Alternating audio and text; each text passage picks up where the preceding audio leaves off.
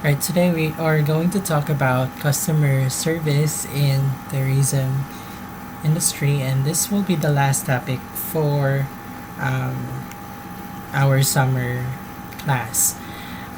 These are the topics that we will be tackling. So, what is a quality customer service? We will also talk about the key challenges and benefits to employers, as well as the benefits to the employees in doing training about customer service. And then we will also talk about customer orientation, and then how do we recover from service failure. All right, so the tourism product is unique and is composed of both tangible and intangible products. Tangible products are those physical items like food that we eat, the room that we stay, the plane that we ride, and many more while we are on travel. Then intangible products, on the other hand, are those things that goes beyond physical nature, like the service that tourism workers provide to the tourist, like the interpretation of the tour guide while on tour, as well as the service of a travel agent while developing a travel package for a client. So this is why we need to talk about customer service, or customer service is part of the course, as this play a vital role in the tourism industry. So now let's define quality or customer service. So quality customer service, simple, it's an experience of customers of being or feeling valued or heard. So there is a difference between just doing your job as a service provider and going extra mile by showing that you care about the customer. And this can be, customer service can be one of the best reason why guests may prefer one provider over another.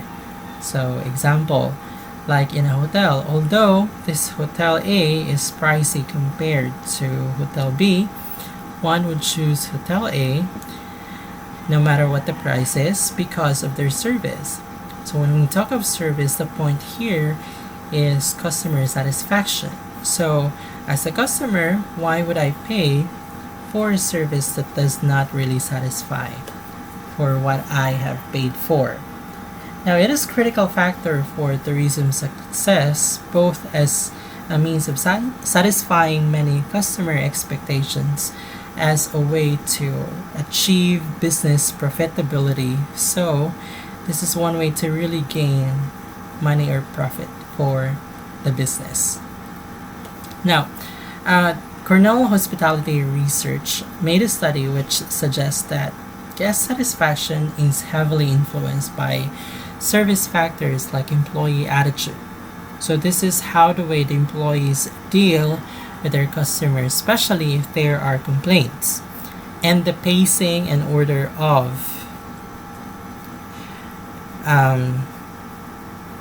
the pacing and order of service provided. So we're talking about time here. The time is gold for both customer and the company. So it's only fair that the customer needs must be delivered timely, or if possible ahead of the expected time. Like when a customer ordered food and it will take about 20 minutes for it to be served, and having it served before the expected time, that would lead to a very good service, which implies customer satisfaction. So another thing is that they found that the greater the client satisfaction, the higher the revenues for a given hospitality business. This is evident because once a customer is satisfied, then it's very likely that he or she will come back, plus the word of mouth, which means the customer will share a testimony of his or her great customer experience to others, igniting a curiosity for others to actually try out your business. And then service matters than the price, which is absolutely true, for customers don't mind paying for a higher price in exchange for a quality service. And then if your physical location, or even though your physical location for your business is far or remote, chances are people will still be patronizing your business because for the quality of service that you offer. Again, the key here is customer satisfaction for what they pay. Now, in customer service, there is this concept of total quality in which business includes all employees from the management to front level in the goal of increasing customer satisfaction by the process of continuous learning. So how can we make this work, or how can this be? It involves examining all encounters and points of interaction with the guest to identify points of improvement. Example of this is through feedback sheets that a customer may fill out upon checkout, or perhaps most of hotels would put evaluation sheets at each room in case customer wants to share suggestions, and then they can just trap it in a suggestion box or be given to a hotel staff. Now, the concept of total quality management, or TQM, in tourism and hospitality is a process by which service expectations are created by the entire team. So, meaning all employees from management to the frontliners with a collaborative effort. So, everybody plays a role in helping each other through the process in providing great or quality customer service. However, there are key challenges but also benefits to employers. One of which is that they have a hard time justifying the time and expense for training, especially that tourism can be seasonal. Now, training your employees can take really time and would actually cost a lot. However, there are many benefits of training, and then perhaps even though the benefits of training are intangible, so it would be difficult to measure, but it's evident that the return of investment is actually high. For example, employee competence and job satisfaction are not always easily assessed, but can improve productivity and organizational profitability. So number 7, what are the benefits there are numerous benefits that training can serve the employee. So one is it can improve skills and attitude towards serving customer. So second, it can improve communication skills. So in both verbal and non-verbal aspect. Communication is what made customer service possible, and mastering the art of communication is a key to quality customer service. Third would be a better understanding of workplace practices. Knowing the process makes it possible to effectively do the job. And then fourth, when employees know the process in the workplace, they become confident in dealing with customers, thus increasing their morale or self-esteem. Then when they are able to do the job well, they will have self and work satisfaction. There is also an increase in participation when they feel that they are part of the team, and having training, there is an opportunity for them to advance in their career. Employees as well have more interest and willingness to participate in further training, for they will see the benefit of doing so. And lastly, they know the process well, or when they know the process well, they have more independence and there is lesser need for a manager to oversee the operation. So those are the benefits of getting employees in training. But no matter how we train our employee in customer service, they need to practice this concept, which is customer orientation. So what is this all about? So according to Kim 2008, it is the set of activities, behaviors, and beliefs that place high priorities on customers and interest and continuously create superior customer value. So it is basically a business approach in which a company solves for the customer first. It's all about focusing on helping customer meet their goals. where customers meet their goals. Essentially, the needs and wants of the customer are. So, again, the customer, or the needs and wants of the customer are valued over the needs of the business. So even if employees are really good and they have positive attributes, it may not ensure positive customer engagement unless they are actually trained to put the needs of the customers first.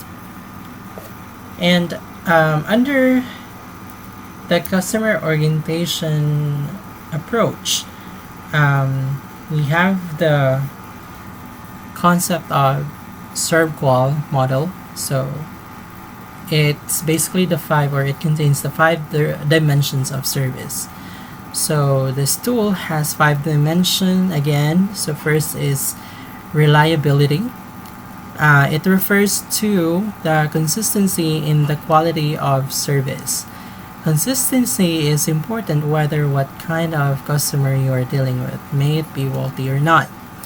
And then second is assurance. When employees know that they are doing or what they are doing, they exude confidence, and this will lead to customers' trust and that they will be delivered with quality service. Third is tangible or tangibles. It refers to the physical equipment which play an important role in delivering customer service. So we see to it that they function well and that they have high quality, because it will create an ambience of comfort to the customer. Also, part of this dimension is the appearance of the staff. They don't have to be handsome or beautiful, they just have to be pleasing to see, and they must look or smell clean. Fourth is empathy, which refers to individualizing the service according to the customer, simply because customers have different wants and needs, so we see to it that those wants are answered. And last dimension is the responsiveness, which refers to staff's willingness to deliver fast-paced service. Satisfaction can be driven by the promptness in delivering the service. Nobody wants a lousy service. So far, we've explored the reasons good customer service is critical to our industry, and the 5 dimension of SERVQUAL can be turned into an acronym, which is RATER. So we now understand the basic of the customer might expect from an organization. So here is an example of an outstanding service. So Tamara Turcotte of Sydney Airport Travelodge was nominated after she came into work on her day off after hearing that hundreds of travelers had been stranded after a bomb threat led to the cancellation of ferry trips from nearby Swartz Bay. Reporting for duty, she helped coordinate accommodations for these travelers, looking beyond the hotel, which was full, to the homes of co-workers and friends. Her compassion and swift actions helped turn a negative experience for these guests into a moment of truth about visiting British Columbia. So what happened here is that Tamara has gone extra mile. Although it was her day off, she still came and helped the travelers to find accommodation. It was her day off, but again, she still chose to be there for those travelers who were stranded. So that's one example of going extra mile with your work. But no matter how we tend to actually be cautious in delivering our service, oftentimes, or not really oftentimes, sometimes we still experience situations where our business have complaints, probably because the service does not meet or did not meet customer expectations. So to answer this, there is this concept of service recovery. This is when a customer service professional takes action, resulting to customer satisfaction after failure. It is worth noting that failure can be a result of an error made by another employee, by the guest or a technical error. An example would be that a guest requested a smoking room but was assigned in a non-smoking room, and when he smoked, he was told that he wasn't allowed to, and but then during his reservation, he made sure that he requested for a smoking room. So this is certainly an inconvenience to the guest. So what would you do being the one who faced such concern? Probably one of the ideal solutions is to assign the guest into a non-smoking room or into a smoking room for him to be able to smoke inside the room. Now, what do disappointed customers want? So number one is an empathetic ear. So someone who needs to, or who listens and not just hear. And some customer would just like to voice out their frustration, and then they need someone to listen, but at the same time acknowledge how they felt. Another thing would be an apology. So after hearing their complaints, in some cases, an apology is actually just enough. Then third, some they want a solution, of course. If they can see a problem or if they complain because something is wrong, they want to be fixed, or they want it to be fixed. And then fourth is a compensation or money. Some customers want to be compensated for all the troubles they have experienced during the service delivery, but it's not the case all the time. And then fifth, they want to follow up. Some customers are that concerned that whatever she has experienced bad will not happen to another or other customers. And lastly, they want reassurance, or that feeling of security, knowing that they are in good hands. Okay, so in conclusion, customer service is the most beneficial training topic in a number of surveys. These skills are integral to customer satisfaction, employee engagement, organizational performance, and destination's competitive position, according to Freeman 2011. And that employers can either commit to creating a learning organization or undermine their business, depending on their investment or lack thereof in training. Essentially, employers can get out of training what they put into it, often by attracting and retaining better, more motivated employees. Ultimately, this investment result in a better customer experience with improved levels of customer loyalty and organizational profitability. Prudent employees seek employers who value investment in their training. So that's all about customer service in tourism industry. And if you have questions, just feel free to comment below.